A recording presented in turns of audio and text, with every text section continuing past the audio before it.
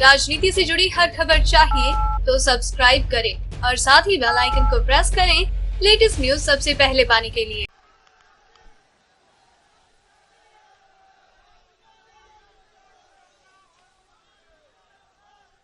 ज्योतिरादित्य सिंधिया जी,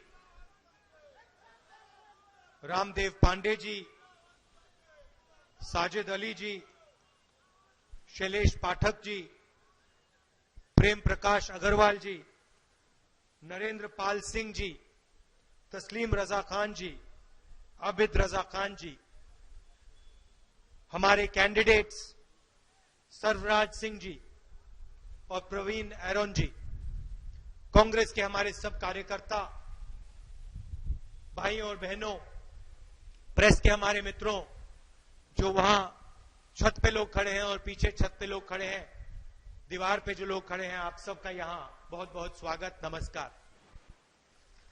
आप मेरी बात सुनने आए, दिल से मैं आपका धन्यवाद करता हूं।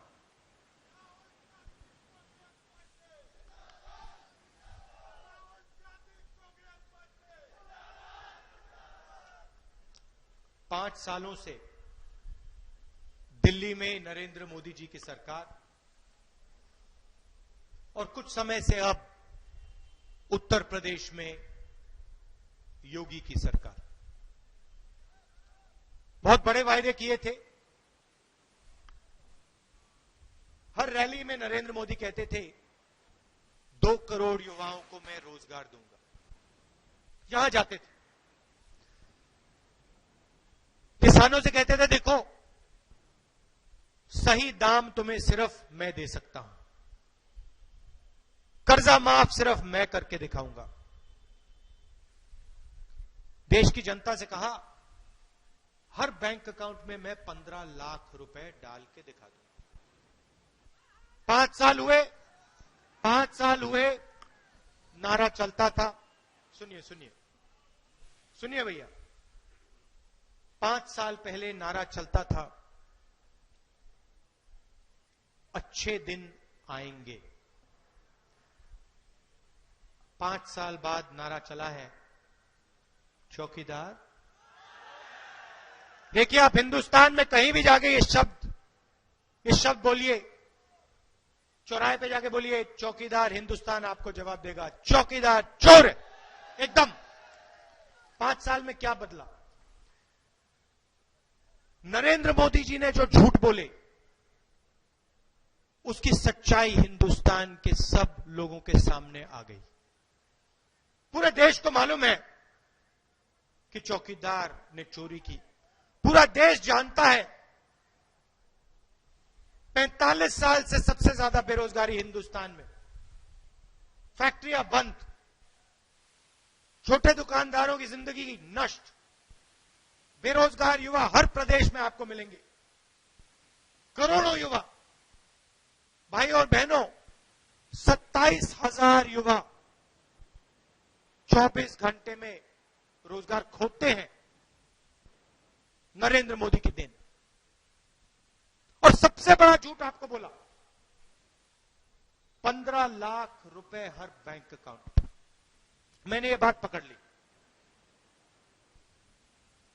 मैंने कहा कि ये 15 लाख का झूठ है, मैं इसकी सच्चाई हिंदुस्तान की जनता को दिखाना चाहता हूं। 5 महीने पहले मैंने कांग्रेस पार्टी के इकोनॉमिस्ट को, थिंक टैंक वालों को बुलाया और उनसे एक सवाल पूछा। मैंने कहा देखिए, चौकीदार ने 15 लाख की बात की, झूठ है, पूरा देश जानता है। और चौकीदार ने 30,000 करोड़ रुपए अनिल अंबानी की जेब में डाले। नीरव मोदी 35,000 करोड़ रुपए, विजय माल्या 10,000 करोड़ रुपए, अमीरों की जेब में पैसा डाला। मैंने कांग्रेस के थिंक टैंक से बोला आप मुझे बताओ,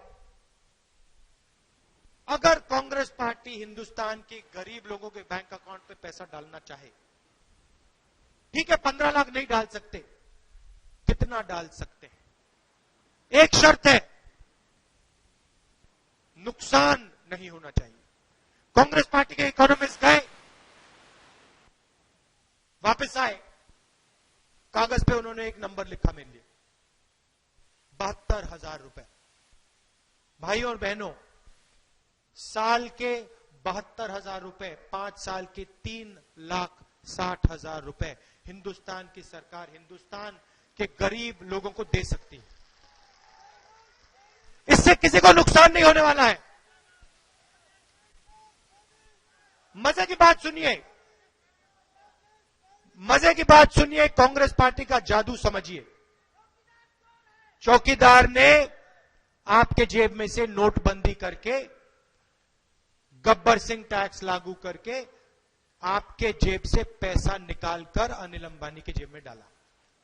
हजारों करोड़ रुपए इन चोरों के जेब में चौकीदार ने डाले। उनको पैसा मिला, जबरदस्त फायदा हुआ 15-20 लोगों का। 3,50,000 करोड़ रुपए उनका कर्जा माफ हुआ, मगर अर्थव्यवस्था का नुकसान हुआ। कैसे हुआ मैं आपको बताता हूं। हिंदुस्तान के गांव से गरीब लोगों के जेब से पैसा छीन लिया गया और नीरव मोदी अनिल अंबानी की जेब में गया। जैसे ही आपके जेब में से पैसा निकला, आपने माल खरीदना बंद किया। शर्ट, पैंट, जूते, ये चीजें आपने खरीदनी बंद की। जैसे ही आपने माल खरीदना बंद किया, वैसे ही हिंदुस्तान की फैक्ट्रियां एक के बाद एक बंद होने लग गई। दुकानदारों के पास बेचने का माल नहीं रहा, और जो माल था उसको हिंदुस्तान की जनता खरीद नहीं पाई, क्योंकि जेब में से पैसा निकल गया। नरेंद्र मोदी ने हिंदुस्तान की इकोनॉमी को डीमोनेटाइज कर दिया, पैसा निकाल दिया। जैसे ही फैक्ट्रियां बंद होनी शुरू हुई, वैसे ही बेरोजगारी बढ़ी। 45 साल से सबसे ज्यादा बेरोजगारी। अब कांग्रेस पार्टी वही पैसा अनिल अंबानी के जेब से छीनकर न्याय योजना आपके जेब में पैसा डालने जा रही है। डायरेक्ट, कोई सरकारी अफसर नहीं, कोई बातचीत नहीं, सीधा डायरेक्ट 20% सबसे गरीब लोगों के बैंक अकाउंट में हर साल 72,000, 5 साल के अंदर 3,60,000 रुपए जाएंगे अंदर। जैसे ही यह पैसा आपके बैंक अकाउंट में जाएगा, वैसे ही आप माल खरीदना शुरू करोगे। कोई शर्ट खरीदेगा, कोई पैंट खरीदेगा, कोई जूता खरीदेगा, कोई सेलफोन खरीदेगा। जैसे ही आप माल खरीदना शुरू करोगे, हिंदुस्तान की फैक्ट्रियां शुरू हो जाएंगी, काम करना शुरू कर जाएंगी। जैसे ही हिंदुस्तान की फैक्ट्रियां काम शुरू करेंगी, वैसे ही आज के बेरोजगार युवाओं को उन्हीं फैक्ट्रियों में रोजगार मिलना शुरू हो जाएगा। हिंदुस्तान की अर्थव्यवस्था का इंजन स्टार्ट हो जाएगा। हम इंजन में पेट्रोल डाल रहे हैं, पेट्रोल का नाम न्याय योजना। सीधी सी बात, आप सोचिए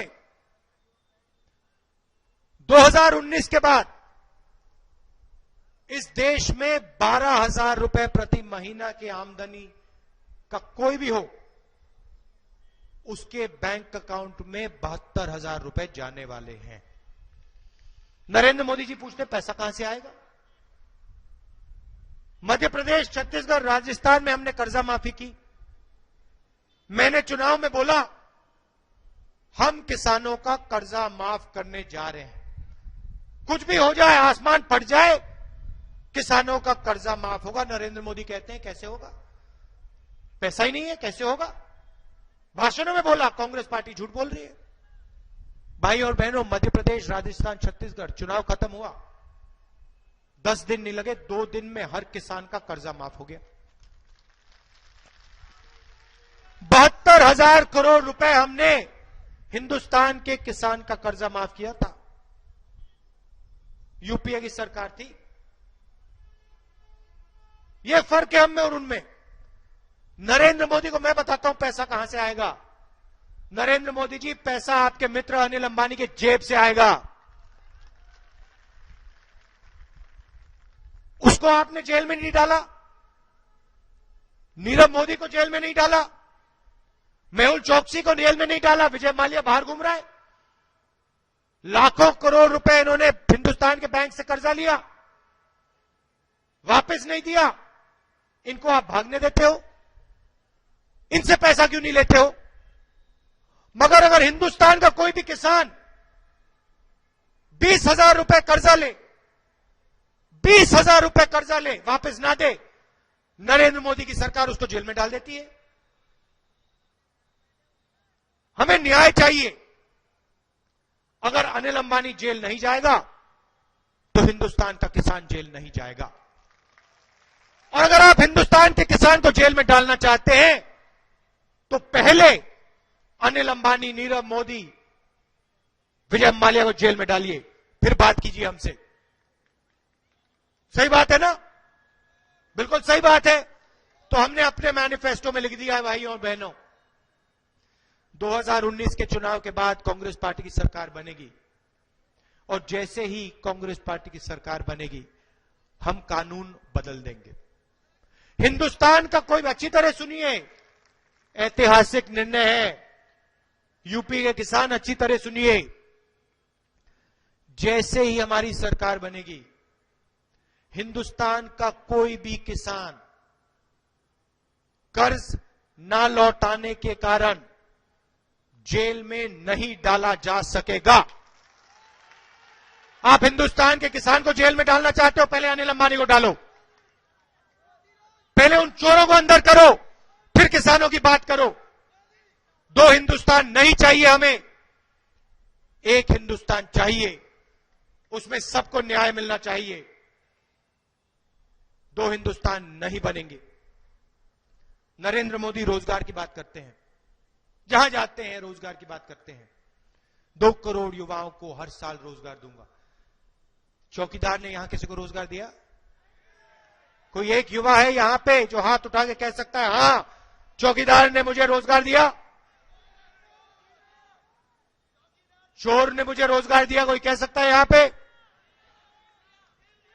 अच्छा, एक और बात मुझे समझाइए, एक और बात मुझे समझाइए।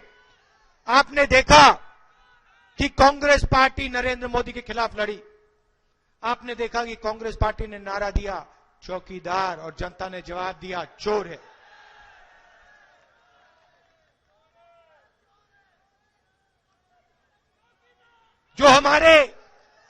जो हमारे समाजवादी पार्टी के और बीएसपी के नेता हैं, उनके मुंह से आपने ये कभी शब्द सुना कि चौकीदार चोर है? कभी बोला? क्यों नहीं बोला? क्यों नहीं? क्योंकि वो नरेंद्र मोदी जी से डरते हैं। उनकी हिस्ट्री है। नरेंद्र मोदी जी के हाथ में सीबीआई है, इन्फोर्समेंट डायरेक्टरेट है, बीएसपी और समाजवादी की चाबी है। हम दिल खोलकर बोलते हैं, हम किसी से नहीं डरते।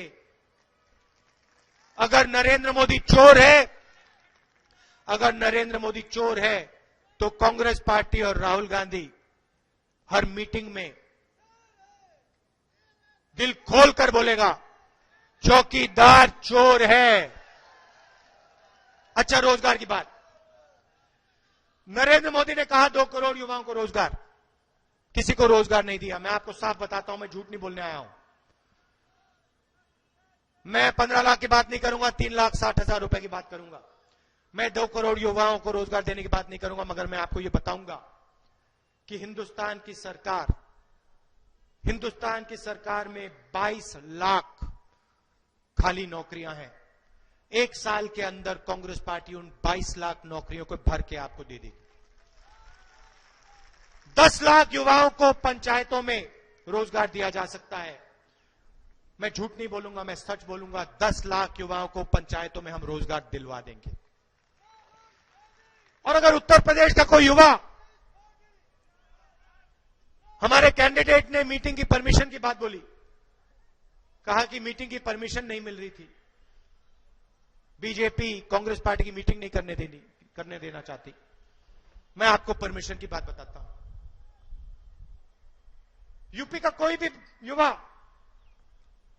अगर छोटा बिजनेस चालू करना चाहता है, अगर छोटा सा बिजनेस शुरू करना चाहता है, तो उसे सरकारी ऑफिसेज में जाना पड़ता है, डिपार्टमेंट्स जाना पड़ता है, अलग अलग डिपार्टमेंट्स में जाना पड़ता है परमिशन के लिए। 15 अलग अलग डिपार्टमेंट्स जाके परमिशन लो। हर डिपार्टमेंट आपसे कहेगा भैया परमिशन सब ठीक है, मगर पहले हमें रिश्वत दो। परमिशन के लिए रिश्वत दो। बिना परमिशन उत्तर प्रदेश में, बिना रिश्वत उत्तर प्रदेश में परमिशन नहीं मिल सकती। एक के बाद एक सरकारी डिपार्टमेंट में जाओ, पता लगेगा बिजनेस खोलने के पहले आपका पूरा का पूरा पैसा परमिशन लेने में गायब हो जाता है। मैनिफेस्टो में हमने साफ लिख लिया है, 2019 के बाद अगर यूपी का कोई भी युवा छोटा बिजनेस चालू करना चाहता है, रोजगार पैदा करना चाहता है, तो उसे किसी सरकारी डिपार्टमेंट से कोई परमिशन लेने की जरूरत नहीं है। बिना कोई परमिशन उत्तर प्रदेश का युवा 3 साल के लिए अपना बिजनेस चला सकता है। और जब उसका बिजनेस मजबूत हो जाएगा, जब उसके पास 20, 30, 40 लोग काम करेंगे, तो 3 साल बाद आप जाके परमिशन लीजिए, मगर उससे पहले आपको कोई परमिशन लेने की जरूरत नहीं। हम उत्तर प्रदेश के युवाओं को मदद करना चाहते हैं, और जो भी उत्तर प्रदेश में रोजगार पैदा करेगा, हिंदुस्तान के बैंक उसको लोन देंगे। अनिल अंबानी को नहीं, नीरव मोदी को नहीं, मेहुल चौकसी को नहीं, विजय माल्या को नहीं, उत्तर प्रदेश के युवा के बैंक अकाउंट में बैंक का पैसा जाएगा। और जो ज्यादा रोजगार पैदा करेगा उसको हम ज्यादा पैसा देंगे। आपने देखा होगा नरेंद्र मोदी बड़े भाषण कर रहे हैं, नेशनल सिक्योरिटी बात करते हैं, देशभक्ति की बात करते हैं। नेशनल सिक्योरिटी का सबसे बड़ा मुद्दा बेरोजगारी है। नरेंद्र मोदी बेरोजगारी की बात क्यों नहीं करता? नरेंद्र मोदी किसानों की हालत की बात क्यों नहीं करते? नरेंद्र मोदी देश को यह क्यों नहीं समझाते कि 2 करोड़ युवाओं को रोजगार नहीं दे पाए? नरेंद्र मोदी देश को यह क्यों नहीं बताते कि किसानों को आज हिंदुस्तान में सही दाम नहीं मिलता, लाखों किसान आत्महत्या कर रहे हैं? नरेंद्र मोदी यह क्यों नहीं कहते? नरेंद्र मोदी देश को यह क्यों नहीं कहते कि मैं फेल हुआ, मैं काम नहीं कर पाया, मैंने आपका भरोसा तोड़ा? नरेंद्र मोदी ये क्यों नहीं कहते? नरेंद्र मोदी ये क्यों नहीं कहते कि मैंने हिंदुस्तान का 30,000 करोड़ रुपए एयरफोर्स से चोरी करके अपने मित्र अनिल अंबानी की जेब में डाला? नरेंद्र मोदी ये क्यों नहीं कहते मैं चौकीदार नहीं हूं, मैं चोर हूं? भाइयों और बहनों, राफेल से कोई नहीं बच पाएगा। मैं आपको बता रहा हूं, राफेल मामले पे इंक्वायरी होगी। जैसे मध्य प्रदेश, राजस्थान में, छत्तीसगढ़ में किसानों का कर्जा माफ हुआ, वैसे ही राफेल मामले पे कार्रवाई होगी। और मैं आपको गारंटी दे रहा हूं, कोई बच के नहीं जाएगा, कोई बच के नहीं जाएगा। और जैसे ही राफेल मामले में इंक्वायरी आएगी, होगी, 2 नाम निकलेंगे, 2 चोरों के नाम निकलेंगे, 2 चौकीदारों के नाम निकलेंगे, अनिल अंबानी और नरेंद्र मोदी। कोई भाग नहीं पाएगा, कोई बच नहीं पाएगा, क्योंकि सच्चाई से कोई नहीं बच सकता। अब मैं आपको कहता हूं, एक तरफ अन्याय, दूसरी तरफ न्याय। एक तरफ 15 लाख का वायदा झूठ, दूसरी तरफ 3,60,000 रुपए की सच्चाई। एक तरफ 2 करोड़ युवाओं को रोजगार देने का झूठ, दूसरी तरफ 22 लाख युवाओं को रोजगार दिलवाने की सच्चाई। आपने निर्णय लेना है, क्या आप सच पर भरोसा करोगे या फिर आप झूठे वायदे सुनना चाहते हो? अगर आप झूठे वायदे सुनना चाहते हो आप नरेंद्र मोदी जी की मीटिंग में जाओ, जो सपना आप देखना चाहते हो वहां देख लो, दिख जाएगा। मगर अगर आप सच्चाई सुनना चाहते हो तो फिर आप यहां आओ और यहां आपको सच्चाई मिलेगी और सच्चाई से उत्तर प्रदेश की प्रगति होगी।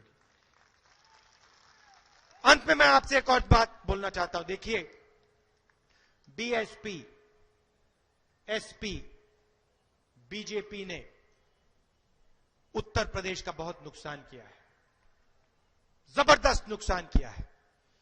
यह प्रदेश बाकी प्रदेशों को रास्ता दिखाता था। बाकी प्रदेश उत्तर प्रदेश की ओर देखते थे, कहते थे उत्तर प्रदेश क्या कर रहा है, और इन तीन पार्टियों ने इस प्रदेश को बर्बाद किया है।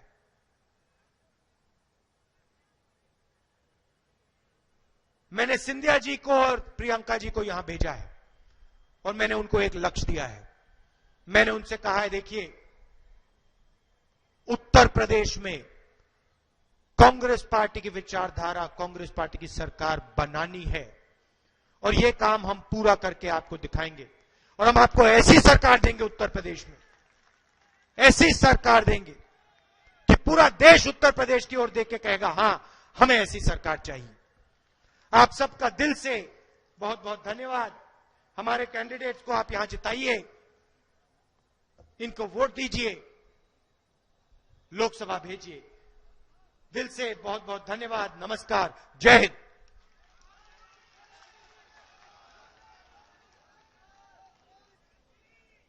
अब यहां की यादगार के तौर पे हमारे दोनों जिलाध्यक्ष और दोनों प्रत्याशी राहुल गांधी जी को किसानों का चिन्ह हल भेंट करेंगे।